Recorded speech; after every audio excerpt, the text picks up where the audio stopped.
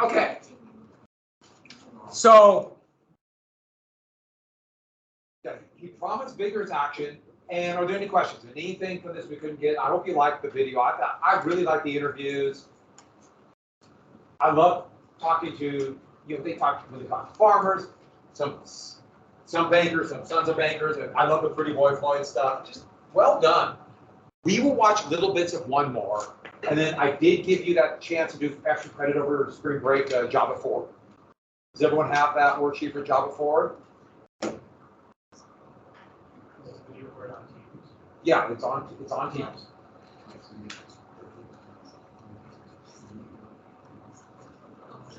Who doesn't have it, raise your hand.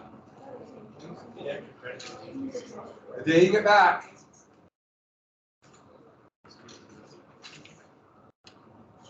Great. Again. And then also, and a lot of stuff. So we have the worksheet, extra credit worksheet for the movie, and I did give out the World War II map, but that won't be due till like Thursday or Friday, the end of the week after spring break. I just gave it in case you want to do it. Does anybody not have the review packet? Let's go Monday. Yes. So the review packet and sections 1 through 6 and 9. And oh yeah, and don't forget we have the actual real, I give you extra credit over spring break, but the actual assignment over spring break is chapter 26, that table. All the stacks of stuff.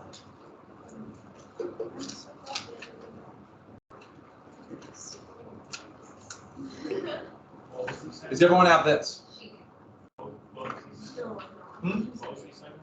Chapter 26. Didn't I gave you this chart? Didn't everyone have this chart?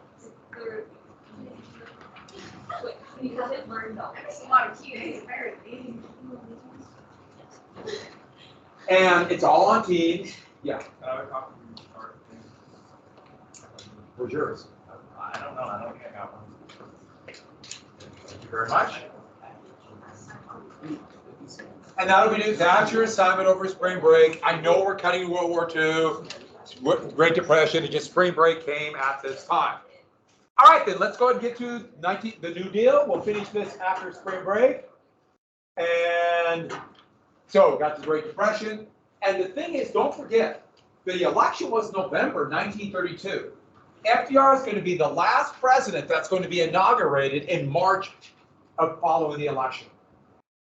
And this is going to be very similar to what happened to Lincoln. Remember, Lincoln was elected in November, but in the strange system we have, basically the individual elections in every state for the Electoral College, and then the Electoral College is not confirmed until January. Lincoln was not inaugurated until March of 1861, and in those 5 months, the whole thing broke apart. The Lower South seceded, and he's at Civil War when he came in. FDR, in those 5 months, would be near the end. The whole thing looked like it was going to crumble. Just everything fell apart. It was that bad. The entire financial system of the United States broke. Farmers were taking over cities. There's mass protests in cities. There are people, workers being laid off workers being shot in front of the River Rouge factory in Detroit, the big Ford factory. It looked over. And you have the president of the United States, the lame duck, actively trying to destroy the economy, to punish the United States for electing FDR. It was like, then you have to bring me back. This was a bad time. So let's talk a little bit about FDR. So FDR copying TR, Teddy Roosevelt, and you're going to get a lot of Democratic presidents after this, and Democratic politicians use the initials. So at least up to the 1960s. So 2 liberal Democrats, John Kennedy, JFK, Lyndon Johnson, LBJ, Hubert Horatio Humphrey, H cubed, but FDR. And FDR was an up-and-coming politician, unlike his cousin, though, who he admired greatly, Teddy Roosevelt. he would become more of a kind of a populist, progressive Democrat in New York, but still followed that same idea. You know, he's Undersecretary of the Navy in World War I, so he kind of followed Teddy Roosevelt. And in 1920, he was the Democratic vice presidential candidate. They didn't win, but he seems like an up-and-coming politician. And then what happened to him in 1921? Polio. And when polio hit, by the way, this should be a pretty good indication of it. So we're not exactly sure how we got this, but it's really important. He was at a Boy Scout Jamboree right before he contracted it, so could have contracted it there. This disease was terrifying because it was contagious, but not as contagious as other diseases, but it seemed so random. And so almost like anybody at random could get it. And then the severity was also random. People could be incredibly ill and then recover, at least give almost full recovery, or it could be paralyzed from the neck down for the rest of their lives. One of the symbols of polio was the iron lung, where you see the head sticking out. And those are just people, their entire life would be in this trap. That would be their life. And basically what it was, the iron lung, in it kind of creating a little bit of a vacuum, and they had basically a flat piece of metal that would sit on your chest. Press down, press up, press down, press up. That's how you. So a respirator, essentially. Hell. And so that was everybody's fear. And so if here's a warning of a polio outbreak. If someone in the school got polio, they closed the school down and quarantined everybody. There was no cure. This was terrifying. So every parent's greatest fear is a kid would catch polio because it was so random, and that made it so much more terrifying. That's why the 1950s, when they actually had a polio vaccine, it was just people were lined up. Thank God, we have a polio vaccine. That's part of the reason why people who are opposed to vaccines now, it just seems so historically interesting to me, because people were so happy and overjoyed and understand the value of them, which almost completely ended it. My family directly affected by polio.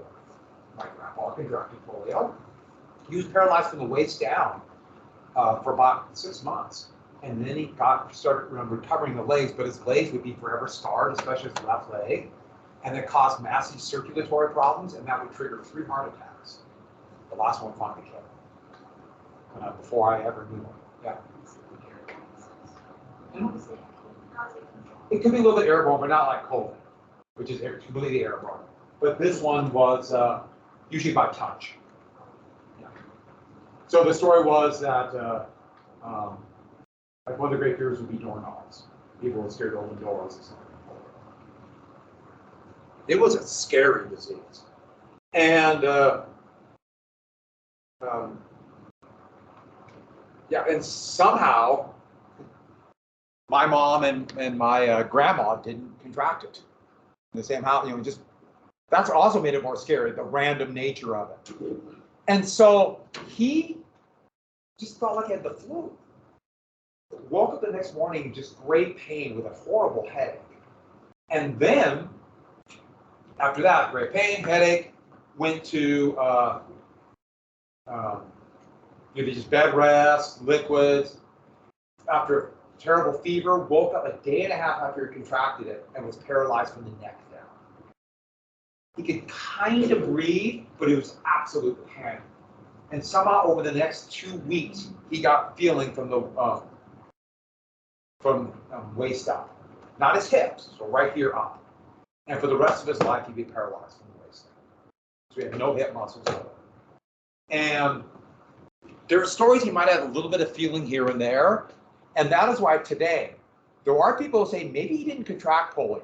Another very common disease at this time is called Guillain-Barré syndrome. I didn't need you to write this down. I put it down for me because I always forget the name. But it has similar elements to polio because he did have a little bit of feeling in some parts of his leg. So there's a chance maybe he didn't have polio, but it was the same net effect. Everyone thought he did. He thought he did. It had similar symptoms. Now, after he passed away, he didn't want a memorial. He didn't want anything for him. Made a big deal about it. But he did agree for one thing. The March of Dimes used to raise money for polio research, and that is why they put Roosevelt on the dime. So that's why Roosevelt's face is on the dime. If you ever read the dime, that's Franklin Roosevelt. Eventually, there would be a memorial built for Franklin Roosevelt. It's near the Jefferson Memorial in Washington, D.C. It's a really pretty amazing memorial. They did a good job. But back to this. And so his political career was done. I mean, he's done. Let's get back to this. He's done. It's over. And there was so much discrimination against people who were paralyzed from the waist down. Unbelievable amounts. Remember what they said in the video, how could a half a man win? That's what they said around the table with President Hoover. And so it looked like he was over. Totally done. And then, oh girl, and then the 1928 Democratic Convention. Al Smith, remember the Democrat, he had the anti-Catholic bias. Al Smith and Franklin Roosevelt, kind of his political comeback. He did something similar to 24, but nothing like 28. 28 was like just this amazing thing. He gave the nominating address, a half-hour speech for Al Smith. He walked out on the stage and stood at the podium for a half an hour and gave the speech. He was paralyzed from the waist down and he walked to the podium. He beat polio. At least that's what he gave the appearance of. What a big deal. He beat polio, the most feared, kind of insidious disease. He could beat polio. What's the depression? He could beat that. How did he do it? Braces. Huh? But how do braces make you walk? That's how he could stand at the podium. He had braces, elaborate, really tightly wrapped around his hip, aluminum and steel braces wrapped all the way down to his feet. They would lock so he could stand. But how do you stand if you don't have hip muscles? You work your stomach and work and work and work and work. He was determined and worked so he could hold himself up. And he would do it like you do it for a minute, and they would call it collapse and exhaustion. Pretty soon he could do it for an hour. That is work and determination. But how do you walk? It's remarkable. So we got this brace. It would lock, but it would unlock if he shifted his hips. So he would work on his stomach muscles and use, first off, just use 2 bars. And using his stomach muscles, he would lift his leg and move. I can't even do it without using my hips. He did it with his stomach muscle. He just kind of lifted his leg up. And then locked and lifted the leg. And locked it. And gave the look like he's walking. Very slow, but he could do it. And then pretty soon he would have it where he could do it with a cane. And then it would be somebody, usually his son, would stand like this with his arm. And he would brace on. And he could walk. 20, 30 steps. Exhausting. And it hurt. So they would work on it. So somebody stand there, he got like holding like this. All his weight's on him. He must have really powerful shoulders. He had to. He like this. And instead of, they all work on it too. Another thing, don't grimace. Smile. Act like you're not tired. So they'd be like, and pretty soon they got good. They chat and tap and talk. And photographers never took pictures of him in his wheelchair. They didn't take pictures. So there's only a few. And they showed him walking to the car. They didn't show him when he would get to a car and they'd have to lift him up. But he could drive because they rigged it up for all handbrake and shifting hand throttle. So he could drive. They did all that, or to a stage, lock, stand. So there's just one little bit of film. Now, it didn't work.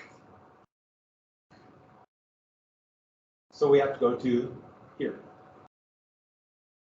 For some reason, YouTube did not come up on Google Slides, even though Google owns YouTube.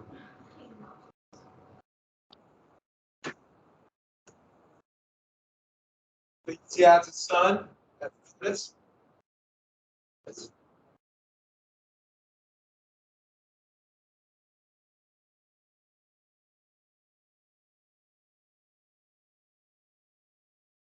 Here it is. Here's the only footage. It's amazing. Does it look like his knees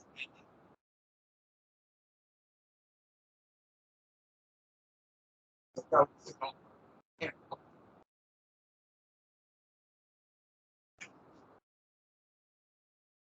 Doesn't it look like he's walking?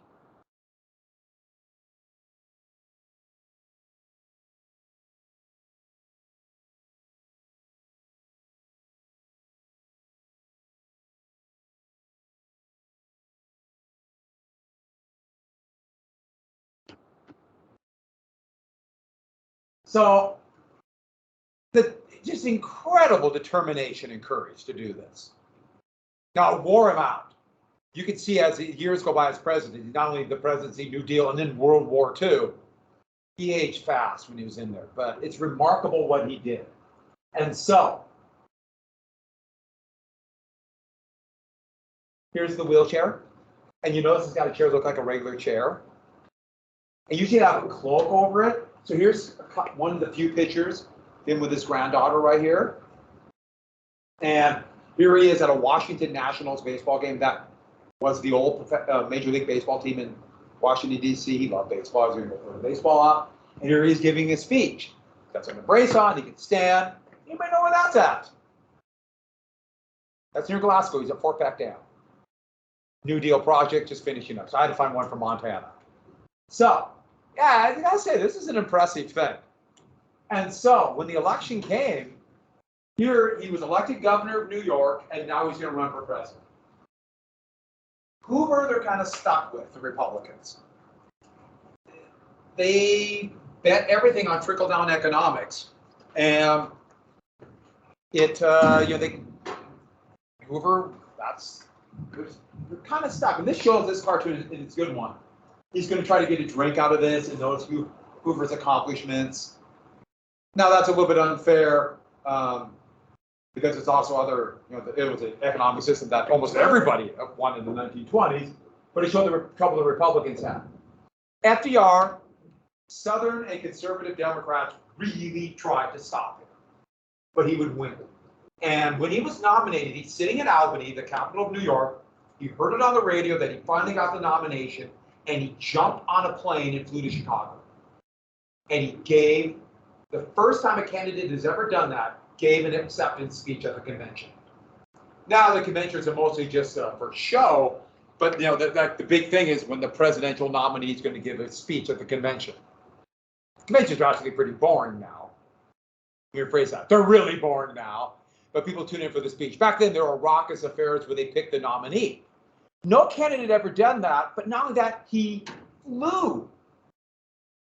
Now we hear that now, we don't think it's a big deal. Back then, that was really exotic and crazy and new. And it implied it's going to be a new approach to deal with the problems of the world today. He's flying this, this high-tech thing, this plane. This is brand new and exciting. It was a Ford tri-motor plane. Ford tried these propeller-driven planes for a while, 3 engines, kind of a weird thing, with 2 on the wings, 1 in the front. But he would not be the only candidate to do this, to really apply new and exciting. There'd be another one in another country that would promote that they would go to campaign stops to campaign for their party. They have a different electoral system in this country. But it was always, he's over Germany. Hitler over Germany. It's a little bit ironic where you have 2 exact opposites in the United States and Germany, total polar opposites about political points of view, and they kind of use the same thing. It's kind of amazing how that kind of happened. New, different, but totally opposed on everything else. And so, when Roosevelt got there, and part of his speech, he had a line in there where he said a new deal. He gave this new deal, and that it was noticed, it's not clear to this day if he really planned on it, but it was quickly noticed, wait a sec, new deal? Teddy Roosevelt had the square deal. Perfect. And that became his program of aggressive government action. The United States government is going to step in. And not only that, he pointed out who caused the Depression. Now, we can disagree with that, but he pointed out that what the people wanted to hear. It was the bankers, the speculators, the financiers. They started the depression. And in the speech, by the way, it says Roosevelt. They have a plane. It was such a big deal. And this cartoon would become famous for years. But it says part of the speech and the speech. I pledge myself to a new deal for the American people. And the big thing about it was, it's hard to read it because it's a little pixelated, but it says the forgotten men.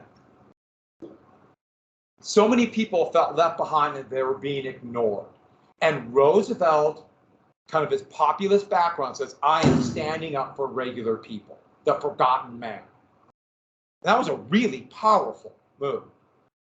Remember, President Hoover said that nobody is really suffering, and his only real program was to help businesses, wealthy businesses, successful businesses, the Reconstruction Finance Corporation. So, when the election finally happened, it was a complete Republican disaster. A Democratic sweep at state, national, House and the Senate, and the presidency. Now, this was not an election where, yes, we love the Democrats and Roosevelt. This was, I hate the Republicans. And it could switch very quickly, unless Roosevelt does something. But in your lifetime, 2008, it was a huge Democratic sweep, and that really was, I hate the Republicans. And then in 2010, the Republicans did really well, and a lot of it was, well, the Democrats didn't do what we want, so I hate Democrats. Because the people who actually decide elections are kind of, they can switch pretty easily. And that's what happened here. So this was not an overwhelming support of Democrats. It was anti-Republican. And like I said, it could switch quickly. And then all hell broke loose. That winter was awful. And starting it out, Ford shut its doors, the Ford Automotive Company. The largest factory in the world was the River Rouge factory outside of Detroit, this massive factory. They shut their doors. In fact, Ford just came out with this amazing new car. An amazing new car. Do you want the light on or light off? Off, on. This light? This light? Are you annoyed yet, or do you want me to keep doing it? What is your level of annoyance? Okay, so the River Rouge.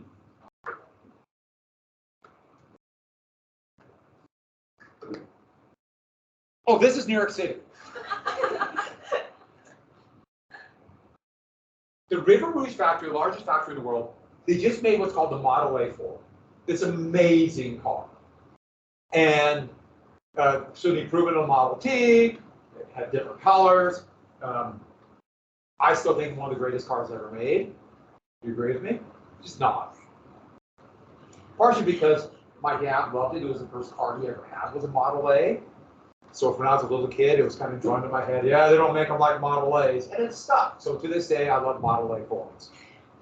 Hint? No. I wouldn't know what to do with them. But moving on. We shut the doors, and so workers who had had their wages cut, they're starving now in Detroit. I mean, there's nothing. They're starving. So literally, after the election, workers marched on the River Rouge factory just wanting a job, wanting their job back. And whatever you're feeling towards Ford or corporations are, no one's buying cars. So how can you run the factory? Oh yeah, he's doing fine. But no one's buying cars. But they're desperate and scared. It was surrounded by police and Ford's guards that were infamous for their brutality, and they opened fire and shot 20 workers who were just starving and desperate. Similar things are going to happen in Akron, tires. Similar things are going to happen in Chicago. The point is, this seems to be spreading all over. At the same time, we saw in the video about England, Arkansas. Well, farmers were revolted. Just they've had enough. And that's when Sioux City, Iowa was taken over by farmers. I know in Miles City, a bunch of farmers rode in and went into one of the local banks and burnt mortgages. We're not going to be kicked out of our homes. This is a breakdown of the system. This is happening all over. The real feeling was, it's over. But then what really hit, you combine starvation and panic in the cities and the countryside, And then the remnants of the financial system that was just barely hanging on fell apart. Bank failures. Well, this was the most bank failures in the entire Great Depression. Was this one right here? It was 10,000 banks shut down. Just a catastrophe. Run on banks. Nobody trusted their money. Everybody was exchanging it for gold, and so the gold standard, our gold supplies were going down, and it really looked like the entire financial system was going to fall apart. It was a nightmare. And President Hoover, furious that he was not elected, he really did think he was going to win up to the very end. He actively tried to make it worse. Using the Treasury Department, he did everything he could to not support banks. And staying on the gold standard meant that the United States could not adjust its currency. Most famously in Michigan, he tried everything he could to actually have the banks collapse. He was telling his aides, okay, so they're gonna have to come back to me and they're gonna beg me to be president in 1936. And I can't wait to tell them, I told you so. So he was bitter, angry, and he tried to hamstring FDR. And he said, hey, he sent a note to FDR and said, who's in Albany, and said, we got to do something about the banks. Agree to my policies. Sign a document saying you do what I want, and then maybe we'll do something about those banks in Michigan. Stay on the gold standard, cut government spending, cut taxes. And do you know what hamstringing means? Hamstring means to try to disable. It comes from it's a fun little term. You get a little tendon right here. Slice that, the person can't stand. Hmm? Slice that, no one can stand. Yeah. So you're hobbled. Maybe, And so he tried to do this, and hamstring did just come off the thing. And Roosevelt refused to sign and was furious, absolutely furious. How dare you box me? And no, I'm going to do the exact opposite. In fact, Roosevelt secretly thinking, I got to get off the gold standard. This is a disaster. And so, one more thing. And then Roosevelt went down to Miami Beach and there was an assassination attempt. A mentally disabled man named Giuseppe Zangara opened up with a revolver from Roosevelt from about 10 feet away. The only reason Roosevelt was not killed is because Zangara was about 4'10", and to see, he tried to stand on a little rickety chair, and the chair collapsed just as he was firing. If Roosevelt would have been assassinated, and even though it had nothing to do with any forces, this was a man who was delusional, but it would have been blamed on somebody else, and I don't think we would have made it. I don't think. Sam Rayburn, a Democratic congressman from Washington, D.C., was a vice president. I don't know what would have happened. But when Roosevelt gave his inauguration, everybody was listening. Everybody was watching.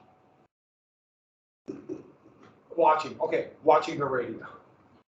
What else do you do? You watch the radio. So, guess what we're going to start with on Monday? So a little bit of inauguration, we'll go through the New Deal. I know spring break cut that in the middle, but hey, that's all right, isn't it? Yeah. I'll try to get this quiz on this quarter.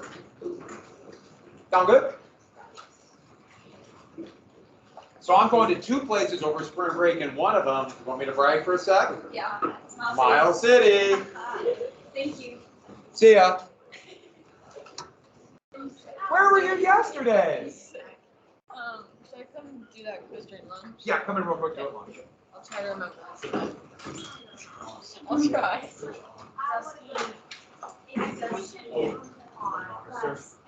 See you tomorrow. I'm just talking. The way spring breaks go so fast, so it'll feel like tomorrow. Yeah, no kidding. Thank you. And just wait till you get older.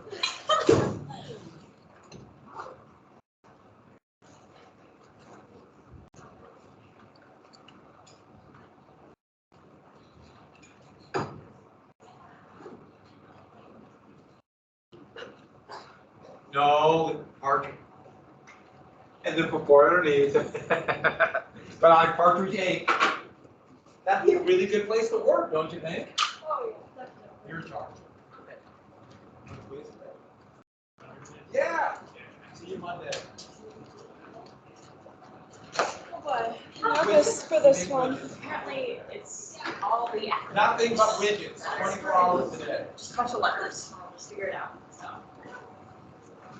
I didn't study for quiz. I'm not even. It is fun. The gym teachers are right yourself. Okay, this.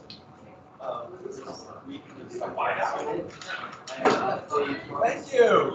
Just bringing me food today. Y'all get judged on the names. People are just bringing me food. Am I wasting away? I don't think I'm wasting away. I'm pretty sure I'm not. Did someone bring you a cake? People bring me cake. They brought me Kit Kats. And I will remember those who didn't. That's what I remember. Just throwing that out there.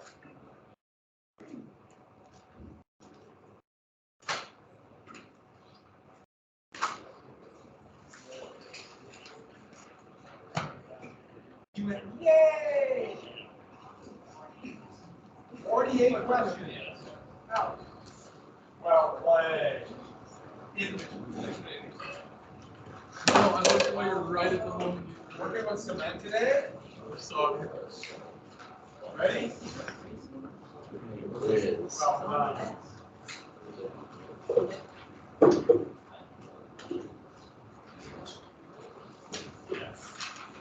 Yes. You want Conquer? Hey, option of paper, 1 to 12. Unless you want more, I can wing 10, 15 more questions. 20? 30. 30. Let's do 36, make it even 3 times more. Is this going on unit quarter 4 or quarter 3? Yes. All right, thank you. I'm going to try to get it on 3. Try to get on 3. Okay. Get it on 4. I don't know well. Maybe you should all fail. Yeah. Well played. Go. Then you'll know I can agree. That was like 1%. Oh, okay. I'll take 1. Oh, okay. Yeah. It's not what it is. I'm sorry. Not me, but. Oh, I don't know now. This is the only class I've been in. I hate Greenland. Is that from the big city? I don't like that. Billings? No. It's in Utah. Utah.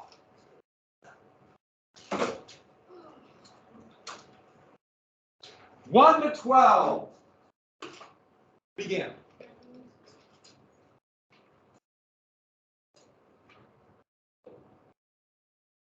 Where'd I put the quiz? I put them somewhere. Oh, gotta do something. Nobody do anything. We can do something. It's got some noise moving.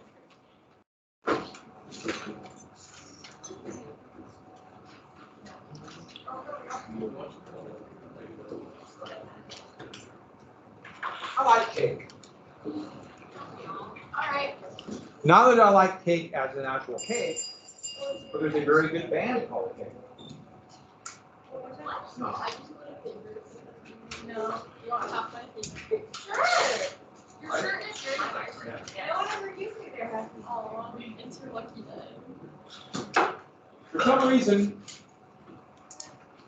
one of the questions is in a different font. Oh, I hate that. See if you can figure it out. I'm not sure how I did it. They're all the same. Oh, for number 3, it says insure. It should be insured. I forgot a D because.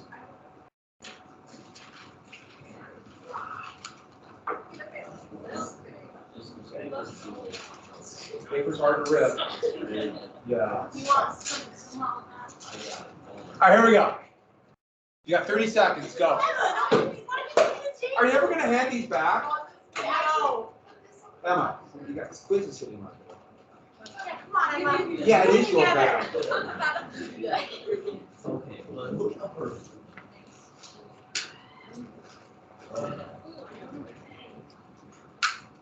And number 3, it says insured. It's supposed to be insured. Somebody forgot D. Let's talk to your system model. So, I think he has. Is that for me? I'm out of here. I probably got to say, don't I? They found you.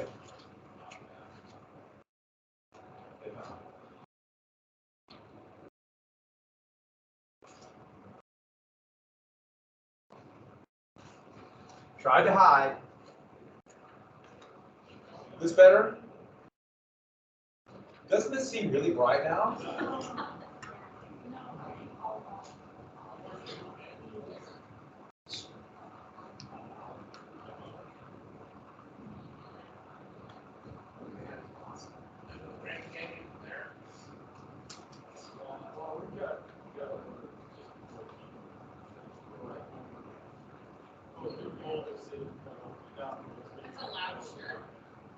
It is.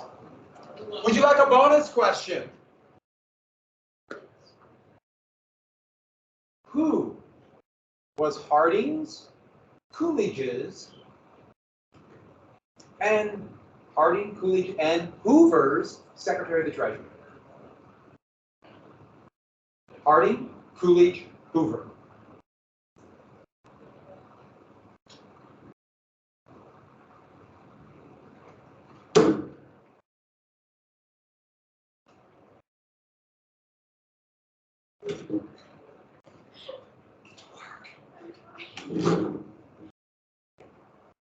When you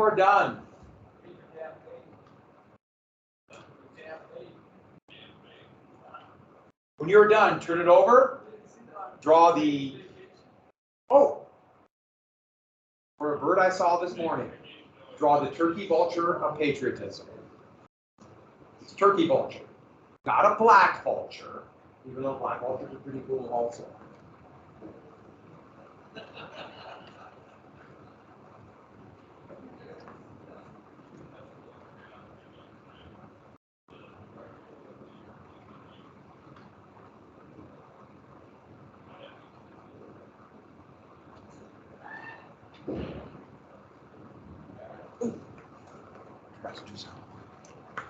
Turkey vulture.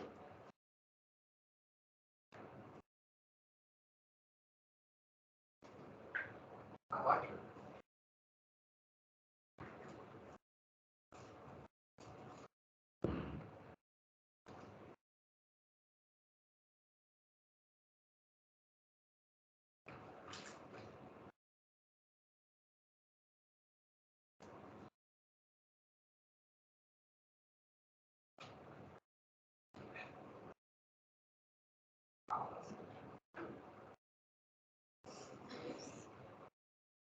Yeah, look at that.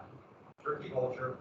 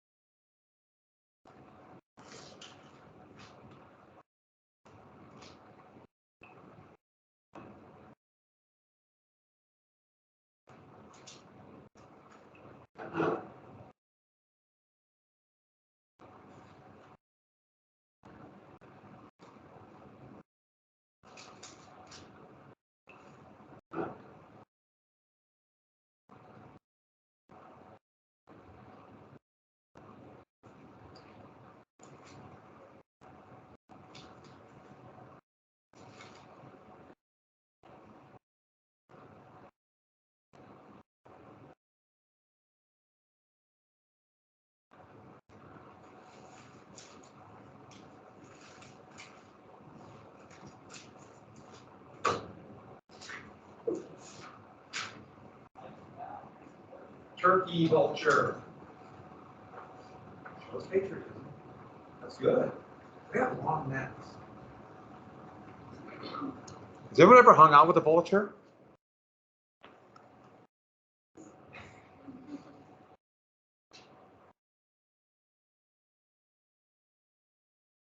Kind of ugly. Very pretty vultures.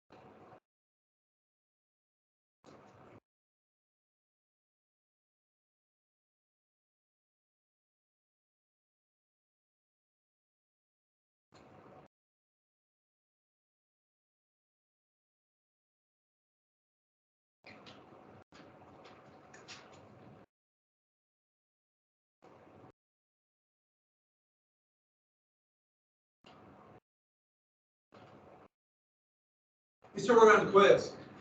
We still working on the vulture.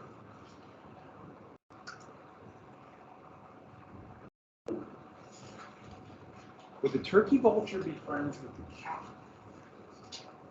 What national?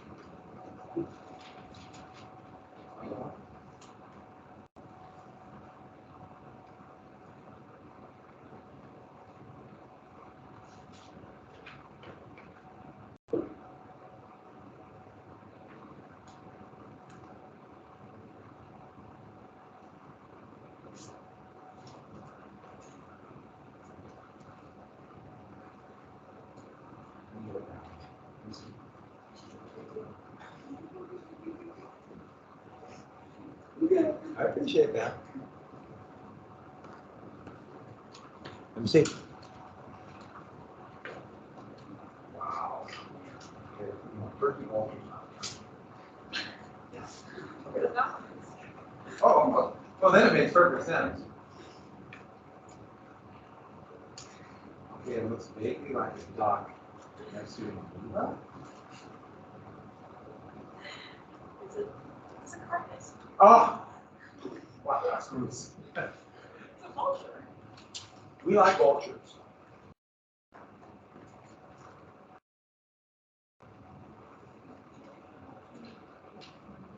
A fake name? No. No, that's what the turkey vulture, yeah. Turkey vultures. Huh?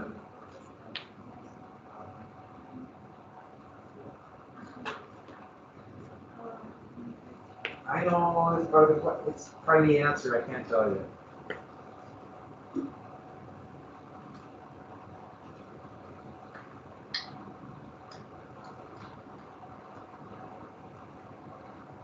Shall we grade it? Let's pass it to the person in front of you. Those in front, pass it to the rear. Number 1. Wilson's Warbler. Number 2. Eastern Kingfisher. Number 3. Eastern Kingbird. That was a trick question. Number 4. The Larch. Okay, that's a tree. Number 1. A. 2. G. 3. You can't wait. You just got to know. F. Number 4, C. 5, H. 6, B. 7, E. 8, L. 9, K. 10, J. Is it J? Yes, it's J. 11, I. 12, D. Bonus, Andrew, Mellon. If they have Mellon, they're okay. Any repeats? Turn it over. Or what? 7 is E, and yes. 9 is K. Oh wait, never mind. 5 is H, 6 is B. Turn it over, let's grade the vulture. And we gotta stick on the bird, so let's make it out of the quails. 5 quails. 5 quails. Hand it back. If you've now turkey vultures, yeah, they kind of circle. My wife and I once saw a whole like hillside of turkey vultures. And it was a little unpleasant. Has anyone ever seen a turkey vulture? They're really cool. But they're kind of, here's a picture of a turkey vulture.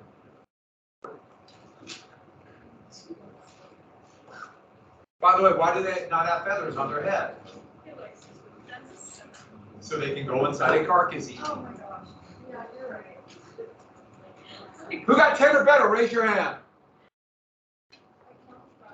All right, hand up 2 piles. Look at the ones you missed and hand up 2 piles. Let's get, then take out the worksheet for the video. We got a little bit left to watch, and then we'll, a few notes, some announcements. I think we recorded this entire thing. I'm 99% sure I kept it on after third. Yep, it was gone. Oh well.